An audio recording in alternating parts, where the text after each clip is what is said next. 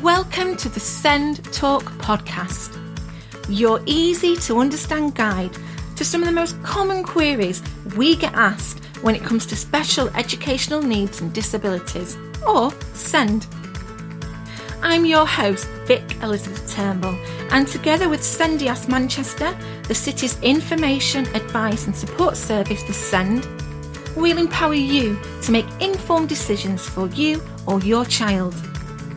You'll hear from the SENDIASS Manchester team, and also in this episode, a parent talking about their unique SEN journey and how things are from their own perspective. And they'll both join me online for a chat. Now, on to the episode. Hello, in this episode, we're talking about how mainstream schools provide support for pupils with special educational needs or disabilities. And I'm joined by Jill Carr. Jill, what's your role at SENDIASS Manchester? Hi, so my role is a support advisor or caseworker. My role is to make sure that parents and carers of children with additional needs have got information and advice around protocols in schools and responsibilities with the local authority. So who's this episode useful for?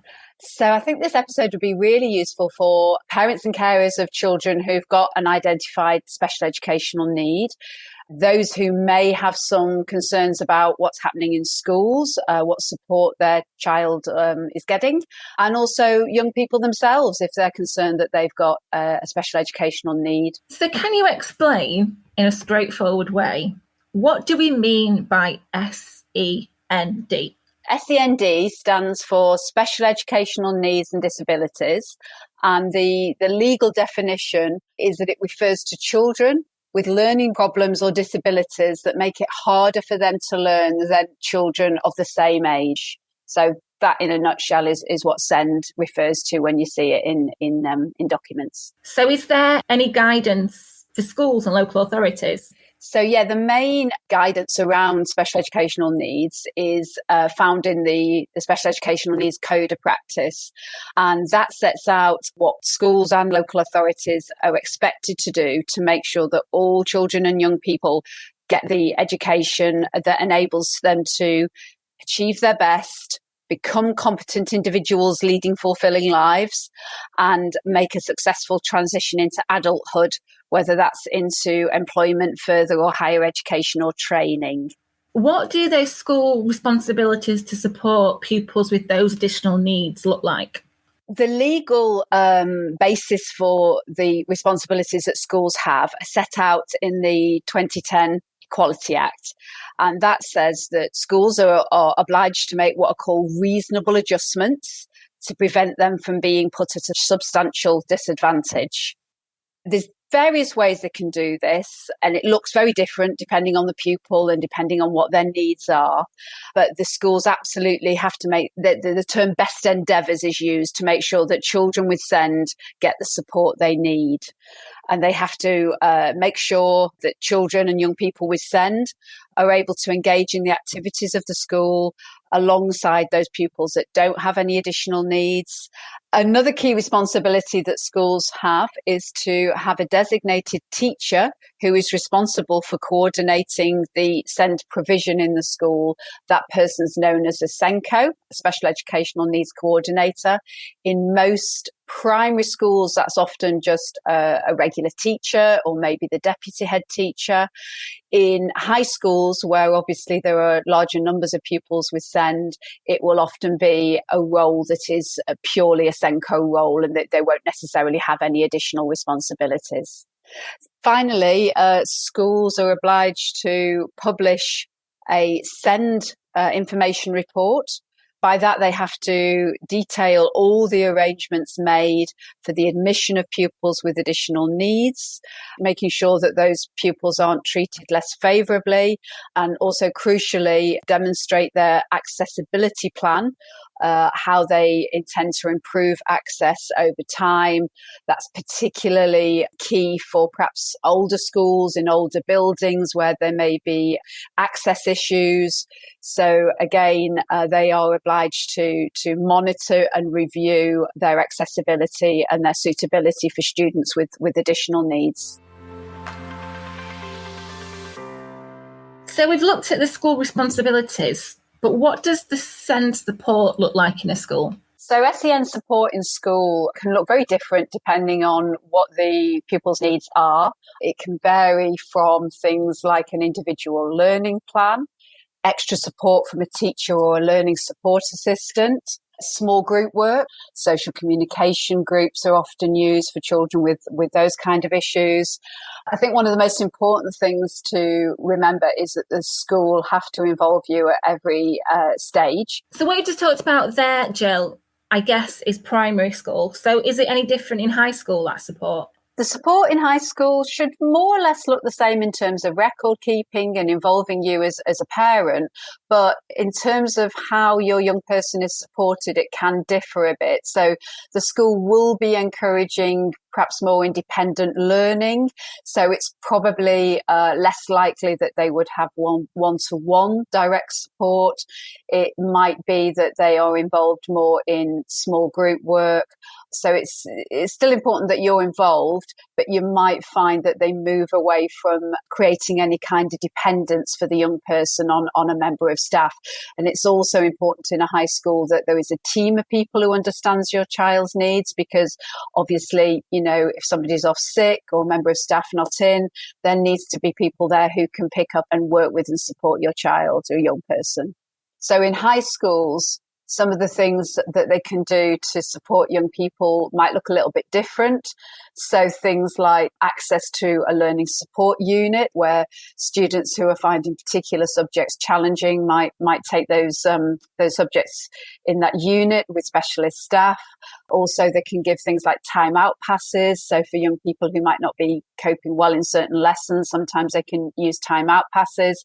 And they'll often also adjust the timetable of the day. So it could be occasionally for short periods that a young person is on a part-time timetable with a view to that increasing, but it's about being flexible depending on that young person's needs and where they're at. So who decides what support my child is going to have? Well, the support that a child should get, or a young person should get, is set out in the code of practice. And senior leadership within the school are tasked with making regular assessments of the progress of all their pupils.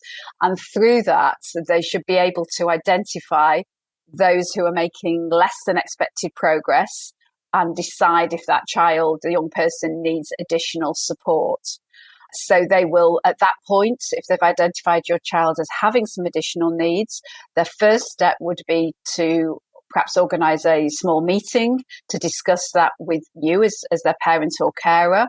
Also, if the young person is over 16, so if they're in a college setting, the code of practice clearly says that they must be involved in that meeting and be aware what's being discussed and involved in what steps are going to be taken. So what if a listener's listening and thinking, well, my child has SEN, but the school's not approached me? So it is quite often the case that obviously parents know their child, their young people better than anybody else. And it's quite often the case that young people with additional needs have been identified first by their parents. So what we would probably suggest is to start having that conversation with school. So we would suggest that you contact the school SENCO and ask for a meeting. Take with you to that meeting somebody to support you if you can. So that could be a friend or a relative.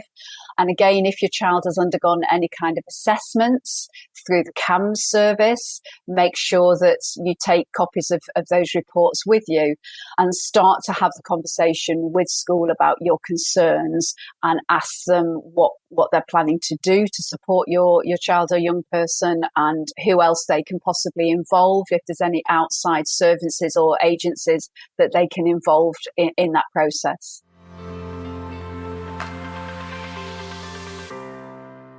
So a parent, again, might be listening and thinking, well, the school's mentioned a plan, do and review. And they're thinking, what is that? Okay. Plan, do and review is the graduated approach which is described in the code of practice. And it pretty much is what it says on the tin. So the first is to assess. So it's actually technically assess, plan, do and review.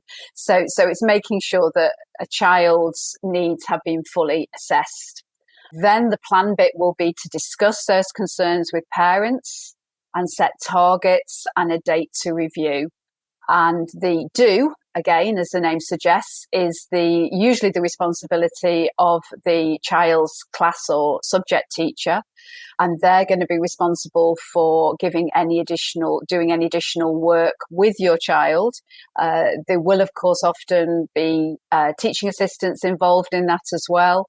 And it's important that all those working with your child are familiar with what their needs are and what the aims of the interventions are. The review part of the plan, do and review cycle, which is that the school should review the progress, monitor the difference the extra support has made, and agree a date on which to review again, maybe setting new targets, maybe keeping some targets if the outcomes haven't been achieved.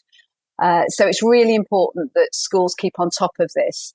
The Code of Practice anticipates that parents would expect to have, if their child's at SEN support, they would expect to have a meeting approximately 2 or 3 times a year, so maybe once a term, to look at exactly what progress they're making and, if necessary, involve other professionals such as educational psychologists, speech and language therapists, occupational therapy, and also schools can involve services from special schools. They have outreach teams who can come into a mainstream school and again assess the child further and give guidance and advice to the school on how better to support that young person. So what if all that, the child's not made any progress despite that support that's been offered?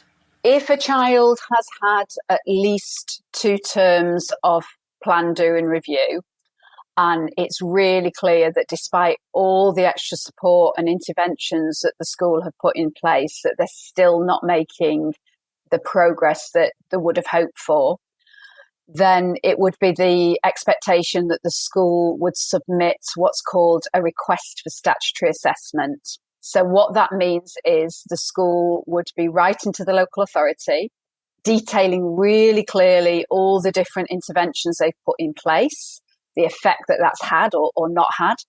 And the expectation would then be that the local authority would consider whether or not the child needed assessing for what's called an education, health and care plan. So the hope is that the majority of pupils have their needs met at plan, do and review. The vast majority of pupils in schools with some additional needs, plan, do and review or SEN support should be enough. There is a small cohort of pupils for whom that won't be enough, and those are the ones that will be put forward for, as I say, consideration for an education, health and care plan. In this series of podcasts, we have actually got an episode on the education, health and care plan, which goes into lots more detail about that. But does a child need that EHCP to get support? Absolutely not. So the obligation on the school is to utilise their delegated funding. So they already get some money given to them by the local authority to support those pupils who are at SEN support. And the expectation is for the majority of the pupils that they will have their needs met at that stage, at that level. And the key thing is about them making progress. So it might be that your child or young person is not at exactly the same stage as their peers. And that can be okay, as long as it can be demonstrated that within their ability group, they are making progress. So progress is really critical. It's not necessarily the level they're working at, but demonstrating that with the extra support, they are making the expected progress. Thanks, Jill. So now we're going to hear from someone who's been through this process before. Who are they? Okay, so this is a parent from Manchester who, together with her school, identified that her child had some additional needs. And she's going to tell you a little bit about her story and what happened to her and what happened for her child now. Alison, thank you so much for joining us on this episode. Tell me a little bit about you. I've got 2 sons. One is 16, just doing GCSEs, and then the younger one is 9, so he's in year 4 at school. And so how did the school first identify your child's SEN, or was it you as the parent that identified it? It was me as the parent that identified it. I came to them with my concerns rather than the other way around. And that would have been in about year 2. I could see that my son was struggling mostly with his reading. I felt that he wasn't where my elder son was at that stage. So I took my concerns to the school it was the start of year 2. And how old are they in year 2, sorry? At the start, he would have been 6. And I think they thought that was a bit early to start any screening for anything. It was a new teacher, so I imagine the new teacher wanted to get to know my son a little bit too, because it was right at the start of the year, yeah. So then did the school arrange a meeting for you to discuss your concerns? Not at first. I think they wanted to just get to know my son and just see how things went. And then, of course, that was bad timing because we hit COVID. While we were all off in lockdown with COVID, I'd got my own report done as well with somebody that had some knowledge of dyslexia, just so I could show that I was really struggling with the home learning, homeschooling. I think everybody was. But he wouldn't sit down and do any work, and it was a real barrier to him. So it wasn't until year 3 when he was they started to look into things a little bit more and did some screening tests with him. And what the screening tests involve? Trying different things like the coloured sheets. And I think there were some online tests they could do. So that was just a little bit of investigation to begin with. But they got the dyslexia specialist working with my son as well once a week. So when you first went into the school, did you feel that they listened to you? Not at the start with year 2. And I think that's what prompted me as well to get the separate report done. To be fair, COVID was happening and there was lots of issues all around, lots of different things. So I wasn't surprised. But when I had got them on board, yes, they did start to listen and they started to put things in place, yeah. They took what you were saying seriously? Yeah, I think because they'd got the report and the dyslexia specialist agreed with the issues that were happening. It's lack of concentration. He's not been able to process his reading and behind with the reading. They were listening then, and they put an individual education plan in place for him. They put him on the SEN register, and then they'd produce an ILP, an individual learning plan, which we would look at each term and review it, and they'd ask for my feedback on that, as well as I think they'd ask for my son to agree with everything as well. Did they suggest any extra help? They also had the teachers, the class teachers. I know they'd spend extra time with my son. He needed that extra help and extra attention and tools as well. And then he'd be taken off for some separate reading sessions. He actually goes in now early on a Thursday morning and a Friday morning, and it's a bit of a catch-up session where he does reading there as well. I think that's the result of COVID, the funding that the school would have got to do that, which has been good, yeah. And have you seen a difference then? His reading, definitely, yeah, that's really come on quite a lot. He likes to read more now. It was like, no, don't want to do it, you read to me. But no, the reading's definitely come along, yeah. He's still... With homework, he really, really is very against sitting down doing it. It's like a massive barrier for him, especially the maths is fine. He actually enjoys maths, but anything that's written, he can't approach it. He doesn't know where to start. So there's still a lot of learning to do around that. It was the same work that all the children were getting. And if you can imagine, it was a big passage that he had to read and discuss. And for him, it needed breaking down. It wasn't as easy for him to work with that at all.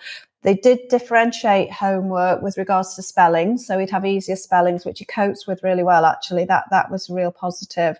Is there a bit of testing and tweaking, and is it an ongoing process? Yes, because they do review it each term, and we have a meeting and look at all the targets. So there'll be areas that need improvement, strengths and weaknesses, and there'll be suggestions about how they're going to deal with that. It could be as simple as a special grip for his pencil when he's writing, giving him more time, giving us the textbook beforehand so we can read it. So it sounds like you're well supported. Yeah, it is. There's not a lot of communication between these meetings, which are once a term, but there'll be a school report coming soon as well. And I know if I ask for more, I say there's this area I can see struggling with, I'm sure they would support me. I think the only area that I feel we did need more help was with the homework, that it wasn't suitable for him. I thought there was a little weakness in that area, that more support could have been given there. But I know the teachers are under so much pressure at the moment. I thought, well, I know he's progressing, and we're getting there bit by bit. And how easy has your son adapted to the changes? Yeah, I mean, he's happy to go in early and a couple of mornings a week to do the reading. He's never said he doesn't want to do it.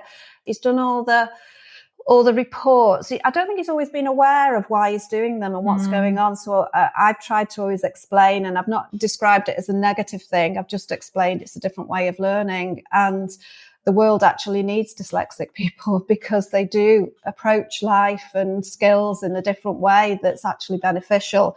So I can remember watching something where it was described as a superpower. So I've really tried to make it a positive thing so he doesn't feel uncomfortable about it at all. So we might have a parent listening to this episode thinking, I could never do what Alison's done. It seems too hard. Have you got any advice for someone that's going through the same concerns about their child? I think you've got to be quite forceful and ask for help. I think being quite pushy and making sure that you listen to, because I think I realised in year 2 that my son wasn't where he should be. I think they would have got there in the end themselves. If you think your child is struggling, or even if you're not sure, you could, you need to ask the teacher, is my child, the reports will give you so much information saying, are they at the targets they should be, or are they not? And if they're not, or they're well below, I think alarm bells should be going. And if the teachers aren't saying what they're doing about that, what things they're putting in place to deal or to help with that, ask the question and don't give up, keep asking. And then compare report on report. So when you get your next report, see if those targets have been met. And if they haven't, ask why, and can more things be put in place? Ask what's happening, what additional help is there? Is there a TA that can work with your child?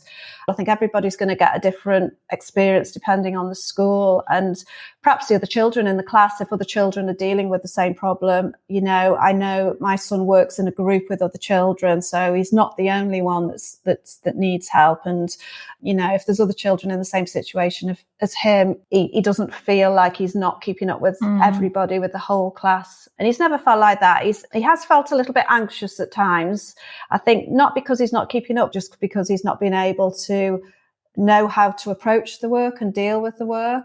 So the teachers have been, aware of that. But yeah, you've got to keep asking the questions. And, if the results aren't improving, ask what can be done. It's quite a complicated, when I read the report, he had a report done that confirmed he was dyslexic. Reading the report was hard work, and I didn't really understand it completely. So having someone explain that to you is very useful, so you know how to carry on helping your child at home as well. It's lots of tables with results, and for the average person, it's not going to mean a lot to them. So asking people to interpret it is really important as well. That's some golden advice right there, Alison. As well as doing the dyslexia assessment, it was sort of highlighted that my son had problems with concentration and some anxiety. So they also did an occupational therapy report, which I think is quite an easy thing for them to do within school. It's not a difficult report or an expensive report. So that was very useful, having that done, and it eliminated, signs of possible ADHD, or where there was strengths and weaknesses in that area as well. Again, I needed someone to help me interpret it, because it didn't mean a lot to the average person. But yeah, once I did, it was okay. Yeah. Don't be afraid to ask for help, and keep asking till you get it, and keep checking that targets are set and targets are met. So that's via the child's individual learning plan. So that should be done, regularly. It should be updated, and the targets are there for a reason. And if they're not being met, alarm bells should be going. So question why they're not being met as well. One of the most important things for me to do all of this is for the next stage for high school. So when my son goes on to secondary school, he's got the tools in place, but also he's got the reports in place to share with them. He's going to be really falling behind if he hasn't got everything in place there as well. So I've got the ammunition now to go there and say, look, this is everything that's been done, all the reports that have been done. This is where his strengths are, where his weaknesses are. This is where we've met our targets. And I've got a lot of faith in the schools then to carry on following the same. And I know primary is important, but, secondary is really important too. Alison, thank you very much for sharing your story today. And I'm sure you've been some inspiration for the parents and young people that might be going through the same. So thank you very much. My pleasure. Good luck to everyone. So, Jill, what are then the suggested next steps for the listener, in your opinion? If you suspect or are concerned about anything to do with your child's learning, what we'd always advise parents to do as a first port of call is to contact the school SENCO. Get a meeting with the SENCO. Use some of our guidance that we've got on our website, which will give you some sort of handy tips and tricks for getting the best out of school meetings. Thanks so much for your time, Jill. And links to those worksheets and support and links to the SENDIASS Manchester website are in the show notes. So thanks for your time today, Jill. Thanks very much. Thanks for listening to this SEND Talks podcast episode. For more detailed information about the topics we discussed in this episode, we have a range of fact sheets that you can download from the SENDIASS Manchester website. Simply head to sendiassmanchester.org.uk. That's SENDISS Manchester.org.uk. If you still have questions about your child or yourself, you can contact the SENDIASS Manchester helpline. Just leave your name and number on the answer machine and we'll phone you back, usually on the same day, to listen to your queries and then offer you advice. And that number for the SENDIASS Manchester helpline is 0161 209 8356.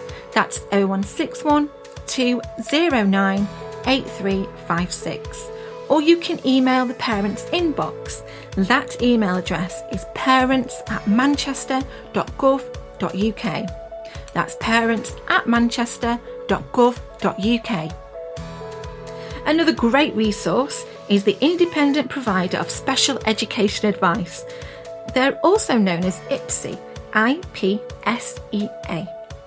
They have guides, a helpline and lots more. Just head to their website. That's ipsea.org.uk, ipsea.org.uk. And all those details are in the show notes for this episode. The big thing to remember is that you are not alone on this journey, so please do share this episode with the people, parents and carers who you think will find it useful. A big thank you to everyone who's contributed their stories and expertise to this episode.